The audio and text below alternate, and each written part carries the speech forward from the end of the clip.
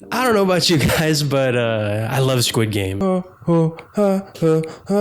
Just intrigued me. So many different elements about it, whether it be the lovable characters or the unbearable ones that just creep under your skin or work themselves into your heart that you can't help but root for, root against, each having their own background stories and flaws that make them truly feel like real human beings. Or that incredibly expansive, already lived in universe that feels established, that feels confident in presenting itself. Yeah, it's realistic, but also it's fantastical in certain areas, but you're able to place yourself in that universe and be like, what would I do? Or this meticulously layered storyline that tackles themes like humanity, the choices we have in our lives, and how they ultimately decide who we are as human beings and where we end up. You see, after I finished watching the season 2 finale of Squid Game, I can't deny that I also felt like there was a lot to be desired. And as I continued kind of processing how I felt about the ending, my mind went straight to Star Wars: The Empire Strikes Back. I'm sure we're all quite familiar with The Empire Strikes Back and also what I mean by that. The second installment being quote-unquote darker, more character-centric, and then also ending on quite a dour note, whether it be the whole I am your father thing, Han Solo being frozen in carbonite, or a lovable protagonist, Luke Skywalker, literally being left hanging on a thread. The credits roll and you're just like, wait, what? That's the ending of the movie? Like, there was no resolution to anything. If you look back at the reviews and just the general consensus at the time, people weren't necessarily feeling Empire Strikes Back for the exact reasons that I mentioned, because it had no resolution. It presented something that was very interesting, but didn't quite follow through on it. Generally just wasn't the Star Wars that they were familiar with. Because if you go back to the original Star Wars, think about how that movie goes from zero. By the end of this 2-hour run, you have Star Wars, this incredibly expansive universe that has gone on to be this juggernaut. And I would actually compare the original Star Wars to Squid Game in terms of all the reasons that I started this video off with. Again, characters, story, universe, all expansive, all detailed, all with intention. And you know what? Here's the funny thing is that now we look at Empire Strikes Back as the best Star Wars film, the one that pushed Star Wars into a whole different category of than just, your typical Flash Gordon space opera blockbuster, right? Why? Well, it's not because of the film itself, it's because of the third installment, Return of the Jedi. And it's in that film that we truly get to figure out all these different things about, what that I am your father twist means. I mean, think about this. Up to that point, Darth Vader had been presented as this hulking, colossal, dark figure that was the end-all be-all of all evil. But Return of the Jedi sidesteps that and says, look, Darth Vader was simply a pawn to the Emperor Palpatine, who is the true embodiment of the dark side of the Force. Empire Strikes Back presents this theme of respecting your elders, listening to them, learning from them. And then Return of the Jedi goes ahead and says, no, once you're an adult, once you're a man and learn from your mistakes, you have the power and the liberty to reject your elders. And that kind of goes to exactly what I want to talk about with Squid Game, is that I truly, truly believe that when it's all said and done, Squid Game Season 2 will be looked at as the best, the most in-depth, the pivot point in which this series really stepped up into a whole nother class of television. 그리고 나는 오일남이 기운의 아버지라고 생각해. 이건 진짜 많이 나왔던 이름이에요. 그쵸? 오일남 친자설은 많이 있었죠. 그 스타워즈 스토리 아닐까요? I'm your father. I'm your father. 스타워즈도 그렇지만은 여러 막장 드라마에 나오는 그렇죠. 예. I'm going to come back to that Empire Strikes Back point in a little bit, but if you just think about how this show threw you headfirst back into the world in terms of learning more about the recruiter, about the salesman, and having him present the whole bread and lottery choice, and how that dichotomy of choice is really fleshed out in this season with, the whole ability of voting to end the game being much more emphasized, in that if everyone votes to end the game, then everyone gets out with the money, whereas previous season, it was no one gets the money. Well, now people have way more incentive to choose to get out of the game, which was the whole point and now we're introducing here a character that I would like to talk about a lot. In Ho, that's the point that he's making, is that humanity just fundamentally is doomed as a result of all these choices that we've continued to make and have accepted as humanity. Now, In Ho is interesting because throughout the whole season, this dude was giving me really no reason to believe that, he was good. And I say that now and I'm like, no, he kind of did give me reasons, because there are moments where I genuinely feel like he was impressed by Gi-hun and maybe wanted to root for him a little bit, which is why I think there's distinguishing features about the three personas he takes on. Obviously the front man, the head of the Squid Game operation. You have Young-il, the facade that actually I feel like represents who he was before the Squid Games, or as he was entering the Squid Games, this very hopeful, optimistic person who genuinely has good intentions with the money. And then you have In-ho, which is who he really is, and he is the conflicted one. He is fighting between being the front man or being Young-il. So remember when I said I was coming back to the Empire Strikes Back point? Well, I feel like In-ho is the Darth Vader or Anakin Skywalker of this entire series.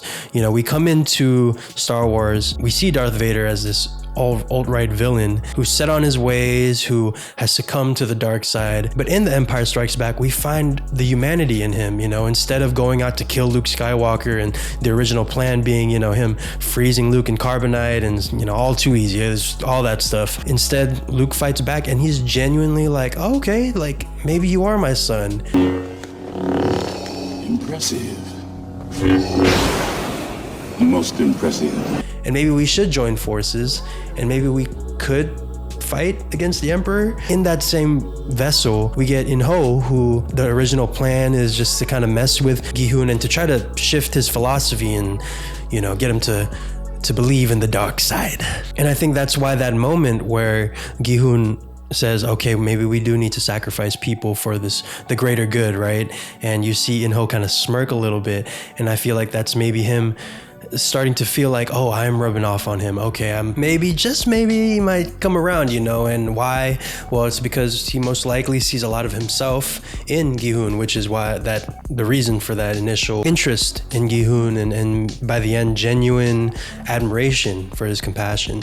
And speaking of Gi-hun, I do want to dive a little bit into his character, a little bit in his journey. So the reason I want to talk about Gi-hun is because his story to me is just an absolute masterclass in creating a character arc. In K.M. Whalen's Guide to Creating Character Arcs, Whalen describes the foundation of an arc as the dynamic between the lie the character believes and the thematic truth. The lie the character believes is a limited or flawed perspective that a character has at the beginning of the story. For example, Luke Skywalker learning that Darth Vader killed his father, or in Toy Story where Buzz Lightyear believes that he's a real human. You are a toy! You weren't the real Buzz Lightyear, you're an action figure!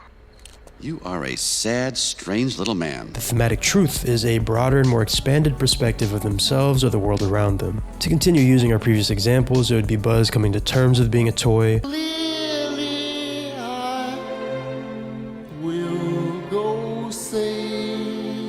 or meanwhile for Luke, his resolution doesn't come until the end of Return of the Jedi, where he is reaffirmed that his father Anakin was indeed still alive after all these years. Now throughout the story, these characters' perspectives are challenged, and we as the audience get to see whether or not they can overcome the limitations of the lie in favor of feeling the satisfaction and enlightenment that comes from learning and accepting the truth, or if the story of the film breaks their will to continue searching for it. Now why do I bring all that up?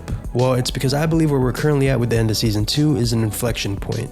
A fork in the road where we don't quite know what kind of arc we're going to get. One thing I should mention is that there are actually different kinds of arcs based on how this dynamic between the lie and the truth play out. For example, you have the positive change arc that encompasses a traditional hero's journey arc, but there are also negative change arcs where a character falls tragically in overcoming the lie or isn't willing to accept the truth. There's also a third type called flat arcs, where a character already knows the truth and acts to influence and enlighten the people around them who are part of the lie, like say an Indiana Jones, a Captain America, or Goku from Dragon Ball Z. At this particular juncture, Gi-hun's lie is the idea that he can shut down the games, and he's repeatedly challenged as to how exactly he will do it. As In-ho says, how could he possibly get rid of the games when there's so many flaws in the governmental systems and within each and every one of us, which gives the Squid Games purpose. I like to think of Gi-hun as the Luke Skywalker of the series. Despite being characters with flaws, we understand them to have altruistically good intentions. Yeah, we find both of them at the end of their second installments at a place where their arcs could swing them in a couple different different directions. Gi-hoon with his perception of the world shattered, his plan having failed miserably, just having watched his friend die in front of him, and hitting what he feels is rock bottom. Can he possibly muster up the strength and motivation to dust himself off and rally the troops for one last big push? Or is In-ho able to break Gi-hoon's will over the course of season 3 and get him to accept that the Squid Games are a necessary evil, or even a force of good? Or maybe there's some sort of middle ground where Gi-hoon is able to sway In-ho to fight back against the system. Or maybe he ends up taking on the mantle of the frontman to shape the Squid Games in his own image. Whew, that is crazy. I don't know where we're going or how we'll get there. I don't know, but I will leave this clip of Lee Jung-jae as some food for thought. Do you become the new front man? That's the rumor. And are you now in charge of the games? That's interesting. So that's my analysis and a little bit of my predictions regarding season 3. But I do want to just get some miscellaneous thoughts out there about season 2. So while you're here, and let's just, have a fun little chat. I really enjoyed season 2, as I mentioned before, and I really loved how it plays off of season 1 in a couple different ways. Season 1 being very much a standalone season. You could really watch that in isolation, and they could have just done an anthology series of just, here's a bunch of new characters, we're gonna see them go through the Squid Game, have them do an arc. I love that they chose to instead have Squid Game be Gi-hoon's story, and using that rationale, they really do a great job of balancing what we know from season 1 and kind of showing us how season 1 was like a cycle of the games, and using that to play off what we know. I think of how, yes, we do get the return of Red Light, Green Light, which was done very differently at this point, because now you get the perspective of the workers and you get to see, just how do they shoot the people down, And on the other end of the spectrum, we get new additions to the games, like that whole mini game Olympics triathlon segment, or the merry-go-round. You got to pair up with as many numbers as you get. That was super captivating and super tense. Like, I was just watching through my fingers for most of that episode. To me, the perfect balance of that is best epitomized in how the whole lights out sequence is used. If you remember in season 1 where, lights out and it becomes this violent dogfight, and fast forward to this season, and the whole time, as everyone's getting ready for bed, there are a couple different times where I'm like, oh God, lights out. And it would go to the next day and I'm like, okay, good, I don't have to worry about that. Fast forward to the final vote, it's 50-50, split right down the middle. We're gonna vote again tomorrow, and all of a sudden they go 30 minutes till lights out, and I'm like, oh wow, we are going back there. Okay. Yeah. So good. On the note of what makes season 1 and 2 different, season 2 definitely, I think as a result of the showrunner mentioning that season 2 feels like part 1, season 3 is going to be part 2 of this story. I feel like season 2, Electric Boogaloo,